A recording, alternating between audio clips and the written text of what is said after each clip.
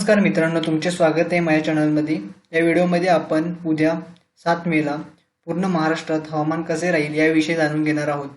तर तुम्ही माझा व्हिडिओ संपूर्ण पहा। आता आपण टेम्परेचर विषयी जाणून घ्यायचं असेल त्याच्या अगोदर मी तुम्हाला पावसाविषयी सांगतो। तर उद्या महाराष्ट्रात पावसाची शक्यता दिसून येत आहे काही भागात।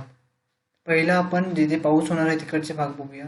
तर विदर्भाचे आपण जर विचार केला तर ईस्ट विदर्भ जो आहे म्हणजेच पूर्व विदर्भ, इकडे एक सायक्लोनिक सर्क्युलेशन तयार झाल्यामुळे ईस्ट विदर्भ आणि सेंट्रल विदर्भ म्हणजेच नागपूर, चंद्रपूर या भागामध्ये हलका गडगडाटी वादळाच्या स्वरूपात पाऊस पडण्याची शक्यता आहे।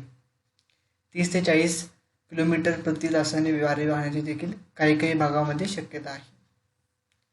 जर आपण मराठवाड्याचे विषयी जाणून घ्यायचं असेल तर मराठवाड्यात देखील मी तुम्हाला एक सांगायचं विसरून गेलो, या सायक्लोनिक सर्क्युलेशन पासून दक्षिण तमिळनाडूपर्यंत एक ट्रफ रेषा विस्तारली असल्यामुळे हा पाऊस पडणार आहे।